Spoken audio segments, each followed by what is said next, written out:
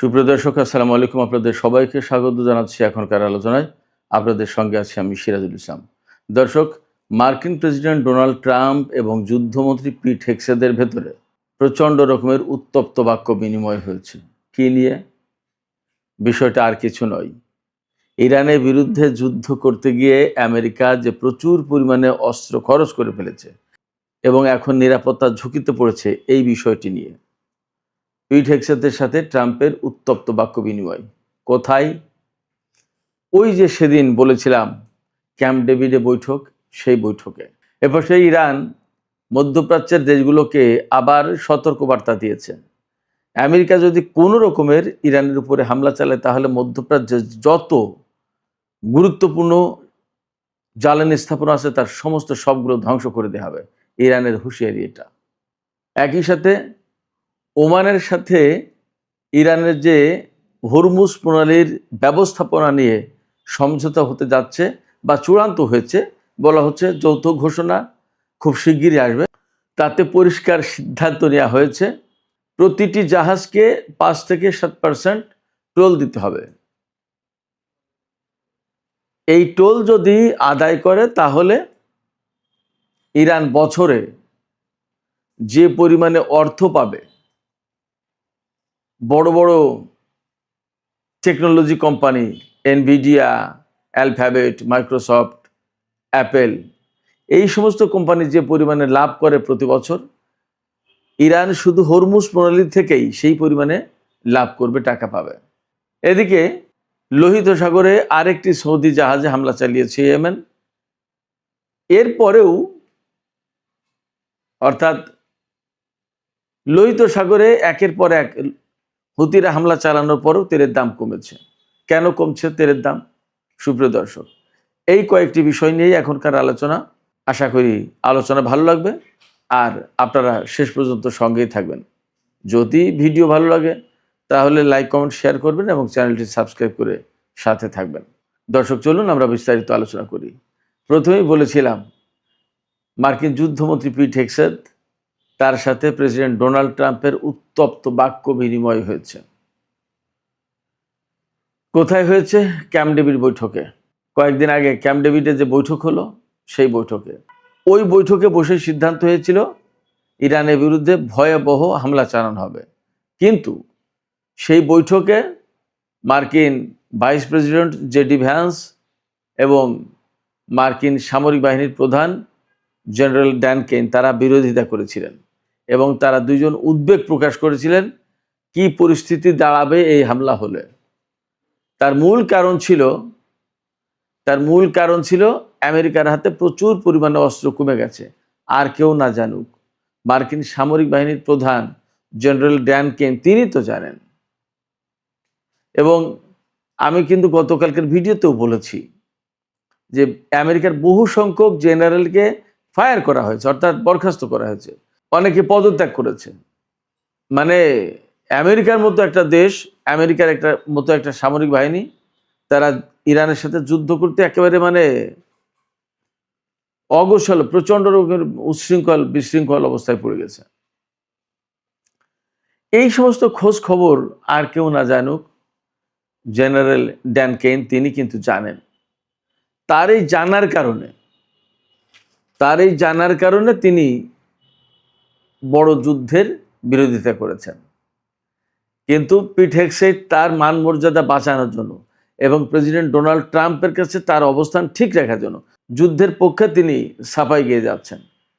কিন্তু যখন ডোনাল্ড ট্রাম্পের কাছে একদম সুনির্দিষ্ট রিপোর্ট পেশ করা হয়েছে যে অস্ত্র কমে গেছে, থার্ড ইন্টারসেপ্টর যেটা, সেটা 80% শেষ, পেট্রিয়ট ইন্টারসেপ্টর অর্ধেকের বেশি শেষ। আর আগেই তো বলেছি যে আমেরিকার দূরপাল্লার যে দুটো ক্ষেপণাস্ত্র, একটা হচ্ছে আর্মি ট্যাকটিক্যাল মিসাইল আর একটা হচ্ছে প্রিসিশন স্ট্রাইক মিসাইল। এই দুই মিসাইল আমেরিকার এখন যুদ্ধের প্রধান হাতিয়ার। এই দুটো অস্ত্র প্রায় শেষ, সামান্যই আছে, সহজ কথা। এই অবস্থায় আমেরিকা যদি ইরানের বিরুদ্ধে আবার যুদ্ধ শুরু করে তখন ইরান তো পাল্টা জবাব দেবে। আমেরিকা কি করবে তখন? এবং ইরান বলে রেখেছিল যে আমেরিকা যদি ইরানের অবকাঠামোতে জ্বালানি বা রেল সেতু বা রেল স্টেশন, বিমানবন্দর এই সমস্ত জায়গায় হামলা চালায়, তাহলে মধ্যপ্রাচ্যের একদম গুরুত্বপূর্ণ যত যত জ্বালানি স্থাপন আছে এবং বিমানবন্দর গুরুত্বপূর্ণ সমস্ত সবকিছু ধ্বংস করে দেবে ইরান। এইভাবেই তাদের প্রস্তুতি ছিল এবং তারা কিন্তু ঘোষণা করেছিল, তালিকা প্রকাশ করেছিল। ওইগুলো কি দিয়ে ঠেকাতো? আমেরিকা। যার কারণে আমেরিকা এই যুদ্ধ করেনি। কিন্তু আমেরিকা বলে কথা তো বিশ্বের যে ১ নম্বর শক্তি বলে নিজেকে এখনো দাবি করছে, সেই আমেরিকা ক্ষেপণাস্ত্রের অভাবে অথবা ইন্টারসেপ্টর, ইরানের ক্ষেপণাস্ত্র শুট ডাউন করার মতো ক্ষেপণাস্ত্র তার হাতে নেই।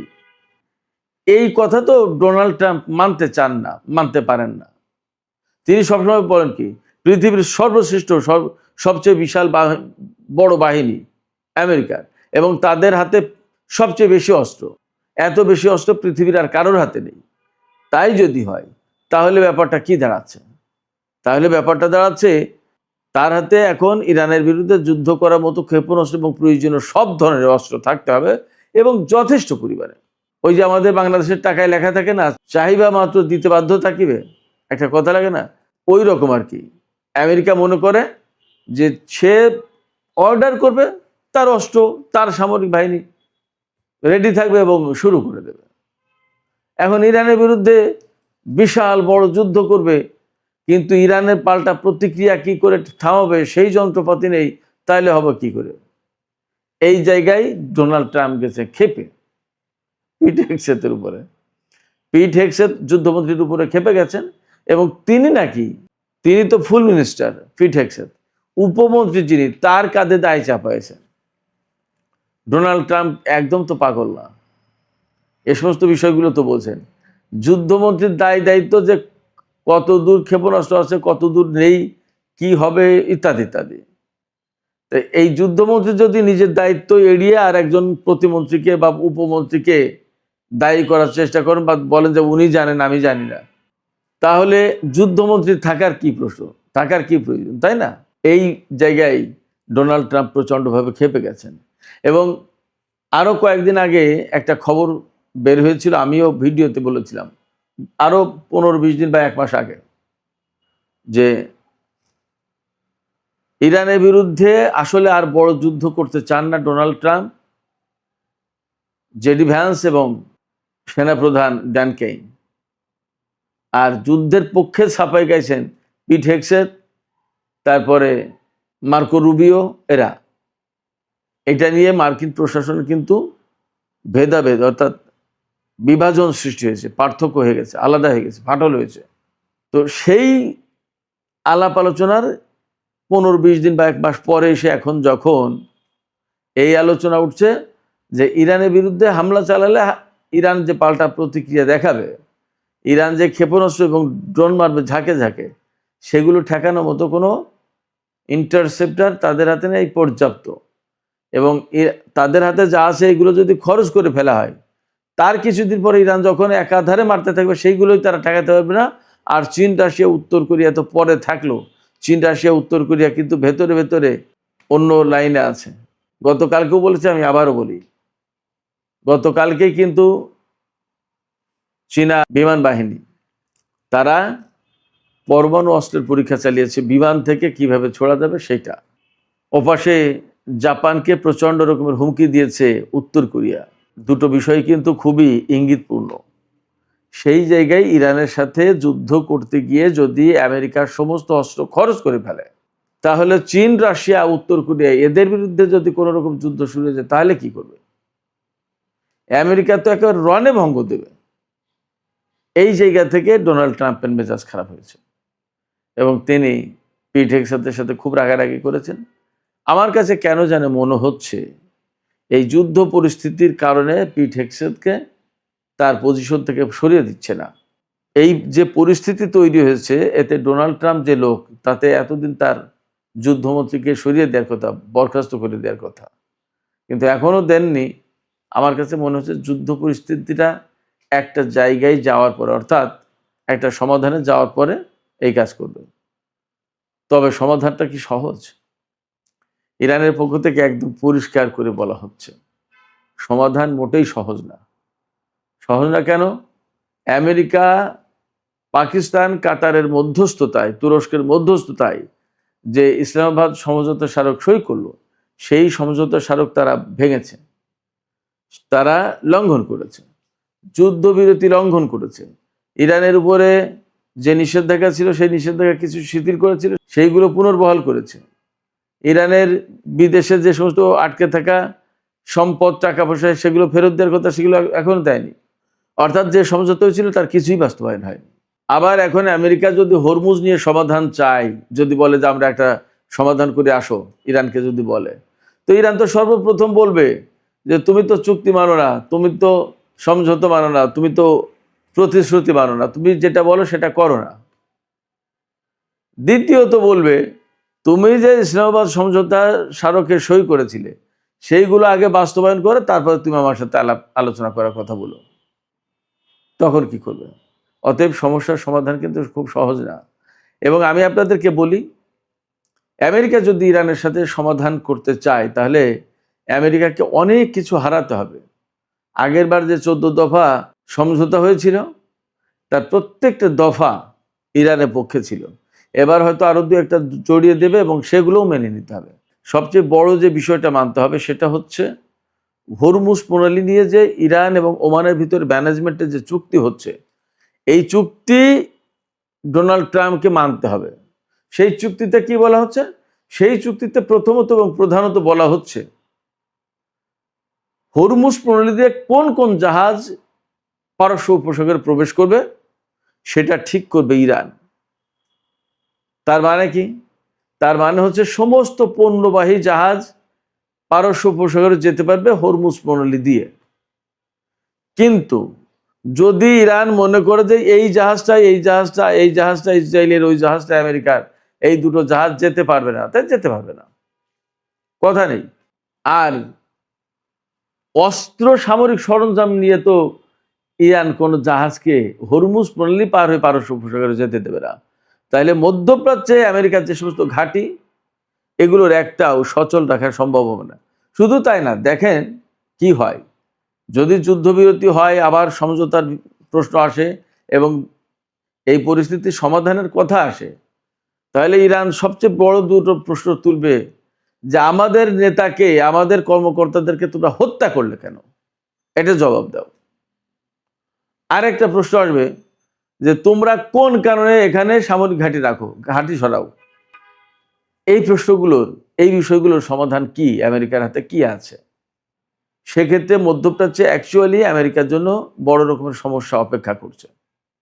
এই সমস্যার সমাধান সে সহজে করতে পারবে না এবং ফাইনালি তাকে এখান থেকে বেশ, আমার কাছে মনে হয়, অনেকটা অপমানজনকভাবে বের হয়ে যেতে হবে। হরমুজ প্রণালী নিয়ে ইরান এবং ওমানের সাথে যে চুক্তি হচ্ছে তাতে ইরান হরমুজ প্রণালী ব্যবহার করা জাহাজকে টোল দিতে বাধ্য করবে, এটা মেনে নিতে হবে, এটা মাস্ট, ফাইনাল। 5 থেকে 7%, এখনো মনে হয় ফাইনাল নেই, বা এমন হতে পারে যে কোনো জাহাজের জন্য 5%, কোনো জাহাজের জন্য 7%, পণ্য ভেদে, পণ্যের মূল্য বুঝে টোল দিতে হবে। তো সেই হিসেবে দেখা যাচ্ছে এই যুদ্ধের আগে যে পরিমাণে প্রতিদিন হরমুজ প্রণালী দিয়ে জাহাজ চলাচল করত, সেই হিসাব যদি করা হয় যে সেই রকম পরিস্থিতি আবার ফিরে আসবে তো বটেই, তাহলে প্রতিদিন ইরান যে পরিমাণে টোল আদায় করবে সেটা শুনলে মাথা খারাপ হয়ে যাওয়ার মতো অবস্থা। ধরুন একটা জাহাজে 2 মিলিয়ন ব্যারেল তেল যাচ্ছে, সেই জাহাজ থেকে 7% টোল যদি নেওয়া হয় তাহলে একটা জাহাজ থেকেই টোল আসবে $11 মিলিয়ন, $110 কোটি, একটা জাহাজ থেকে। এইভাবে যদি আমরা হিসেব করি যে পরিমাণে বছরে জাহাজ চলাচল করে, তাতে প্রতিদিন ইরান হরমুজ প্রণালী থেকে $385 মিলিয়ন টোল আদায় করবে প্রতিদিন। আর এই হিসেবে $100 বিলিয়ন বেশি টোল আসবে প্রায় ইরানের হাতে। এই পরিমাণ টাকা কি পরিমাণে জানেন? আমরা সবাই জানি এনভিডিয়া কি বিরাট বিশাল technology company. Nvidia, Alphabet, Microsoft, Apple, এই সমস্ত কোম্পানি 130-135 বিলিয়ন থেকে 100 বিলিয়ন ডলারের ভেতরে লাভ করে প্রতি বছর। ইরান প্রতি বছরে হরমুজ পল্লী থেকে টোল তুলবে 100 বিলিয়ন ডলারের কাছাকাছি। অর্থাৎ ধরুন মাইক্রোসফট যে পরিমাণে ইনকাম করবে, হরমুজ পল্লী থেকে ইরান সেই পরিমাণে ইনকাম করবে। এই টোল তুলতে ইরানের কিন্তু খুব খরচ হবে না, একদমই কম। বলা হচ্ছে 97% প্রফিট থাকবে। এবং বলা হচ্ছে যে যে পরিমাণে টোল বছরে আদায় করতে পারবে হরমুজ পল্লী থেকে ইরান, সেটা ইরানের টোটাল জিডিপির 1/3, 3 ভাগের 1 ভাগ প্রায়। ভাবেন একবার, বিপুল অঙ্কের অর্থ। এবং এই শর্ত মেনে নিতে হবে। এই শর্ত ছাড়া ইরান হরমুজ পল্লী খুলবে না। এই যে হরমুজ পল্লী থেকে টোল আদায় করবে, এটা সুয়েজ খালের থেকে 15 থেকে 20 গুণ বেশি হবে টোটাল টোল। কারণ সুয়েজ খাল দিয়ে তো অত পরিমাণে জাহাজ যায় না। যত পরিমাণে জাহাজ বের হয় হরমুজ পল্লী দিয়ে, তত পরিমাণে তেলবাহী জাহাজ সুয়েজ খাল দিয়ে যায় না। কারণ বেশিরভাগ জাহাজ এশিয়ার দিকে যায় হরমুজ পল্লী থেকে। তো যাই হোক, আমরা আলোচনা করছিলাম সেই ডোনাল্ড ট্রাম্প পিট হেগসেথের দ্বন্দ্ব। সেখান থেকে এই সংকট সমাধান করতে গেলে কি কি হবে সেই প্রসঙ্গগুলো আসলো। ওই দ্বন্দ্বের ব্যাপারে কিছু কথা আছে, সেগুলোও বলতে হবে। এই দ্বন্দ্বের ব্যাপারে যখন খবর প্রচার হয়েছে, ইসরায়েলের গণমাধ্যমে এসেছে, আমেরিকান গণমাধ্যম তো আছেই। তো হোয়াইট হাউসের পক্ষ থেকে বলা হচ্ছে যে এই কথাটা একদম ভুয়া খবর, এটা মিথ্যে কথা। কিন্তু ভুয়া খবর যদি হয়, আমেরিকার যে সমস্ত গুরুত্বপূর্ণ পত্রিকা, তারা তাদের বিশ্বস্ততা ওই দেশের পাঠকদের কাছে কি রাখবে? এটা একটা প্রশ্ন না? সবচেয়ে মজার ব্যাপার, একজন সামরিক কর্মকর্তা এনবিসি নিউজকে বলেছেন যে ইরান যুদ্ধ করতে গিয়ে আমরা হয়তো ট্যাকটিক্যালি কিছু সুবিধা পেয়েছি, কিন্তু বাস্তব কথা হচ্ছে রাজনৈতিক দিক নির্দেশনার অভাবে আমরা স্ট্র্যাটেজিক্যালি পরাজিত হব। তিনি খুব কঠিন করে কথাটা বলেছেন। আমি সহজ করে বলি, সেটা হচ্ছে আমেরিকাকে খুব ন্যাক্কারজনকভাবে, অনেকটা অপমানজনকভাবে মধ্যপ্রাচ্যে পরাজয় বরণ করতে হবে। কারণ এমন একটা শক্তির সাথে লড়াই করতে এসেছে তারা জানতোই না যে এটা একটা ঘুমন্ত বাঘ। পাশাপাশি তারা শুধুমাত্র গায়ের শক্তি নিয়ে আমেরিকার যে সমস্ত প্রযুক্তি মোকাবেলা করা প্রয়োজন, সেই রকম মোকাবেলা করার প্রযুক্তি হাতে নিয়েই যুদ্ধে নেমেছে ইরান। ফলে এখান থেকে সহজ হবে না। অতএব মধ্যপ্রাচ্যের ঘাঁটি আমেরিকাকে ছাড়তেই হবে, যা পরিস্থিতি। এবং ডোনাল্ড ট্রাম্প যতই বলুক যে খুব ভালোভাবে এগোচ্ছে আলোচনা, একটা চুক্তি হয়ে যাবে, চুক্তি না করলে বিরাট বড় রকমের আঘাত করব, এ সমস্ত যত কথাই বলুক, ইরান যেভাবে আগাচ্ছে সেইভাবেই আগাতে হবে। এর বাইরে লাভ হবে না। এবং এর বাইরে লাভ করতে গেলে আমেরিকার সেনা ঘাঁটি এবং মধ্যপ্রাচ্যের যত গুরুত্বপূর্ণ ইনফ্রাস্ট্রাকচার সব ধ্বংস হয়ে যাবে। এই ঝুঁকি অন্তত পারস্য উপসাগরীয় আরব দেশগুলো নেবে না। ফলে মধ্যপ্রাচ্যে পরিস্থিতি কোনো মতেই আমেরিকার অনুকূলে, আমেরিকার পক্ষে থাকবে না। শুধু তাই না, আরও অনেক কিছু এই অঞ্চলে পাল্টানো শুরু হয়েছে। আমি আশা করছি সেটা নিয়ে আজ রাতের ভিডিওতে আলোচনা করব। তো দর্শক, এখনকার আলোচনা এখানে শেষ করতে চাইছি। শেষের আগে একটুখানি ছোট্ট করে বলি যে লোহিত সাগরে ইয়েমেনের হুতিরা কিন্তু সৌদি আরবের আরেকটি তেল ট্যাঙ্কারে হামলা চালিয়েছে। তবে দুটো পাকিস্তানি তেল ট্যাঙ্কারকে তারা বাব আল মান্দব প্রণালী পার হতে দিয়েছে। আমি গতকালকেই বলেছিলাম পাকিস্তান এবং চীনের জাহাজকে অ্যালাউ করছে তারা। তো এই যে একের পর এক হামলা চালাচ্ছে হুতিরা, তারপরেও আন্তর্জাতিক বাজারে তেলের দাম কমেছে। ব্রেন্ট ক্রুড বিক্রি হচ্ছে $79 সামথিং সেন্ট, আর ওয়েস্ট টেক্সাস ইন্টারমিডিয়েট বিক্রি হচ্ছে $74 নিচে, 71 বা $72। তার মানে বেশ খানিকটা কমেছে। কিন্তু কেন কমছে এই কারণে, ওই যে হরমুজ নিয়ে বারবার ডোনাল্ড ট্রাম্প আশাবাদ দেখাচ্ছে যে একটা ভালো চুক্তি হবে, ভালো আলোচনা হচ্ছে, খুব সুন্দরভাবে এগিয়ে যাচ্ছে। এই সমস্ত কারণে আজকে কিন্তু বৃহস্পতিবার, সপ্তাহের শেষ দিনগুলো বেশ ক্রিটিক্যাল থেকে, দেখা যাক কি হয়। তো সুপ্রিয় দর্শক, এখনকার আলোচনা এখানে শেষ করতে চাইছি। যাওয়ার আগে আমি আপনাদের কাছে আপনাদের মতামত জানতে চাই যে হরমুজ পল্লীতে এই যে টোল আদায়ের সিস্টেম করতে যাচ্ছে ইরান, আমেরিকা তো অবশ্যই বাধা দেবে, কিন্তু শেষ পর্যন্ত ইরান কি এই টোল কার্যকর করতে পারবে? আপনাদের কি মনে হয়? মতামত জানিয়ে কমেন্টে লিখুন। আর ভিডিও ভালো লাগলে আবারও বলি, লাইক, কমেন্ট, শেয়ার করবেন এবং চ্যানেলটি সাবস্ক্রাইব করে সাথেই থাকবেন। দর্শক, এখনকার আলোচনা এখানে শেষ করতে চাইছি। আপনারা সবাই অনেক অনেক ভালো থাকুন। আল্লাহ হাফেজ।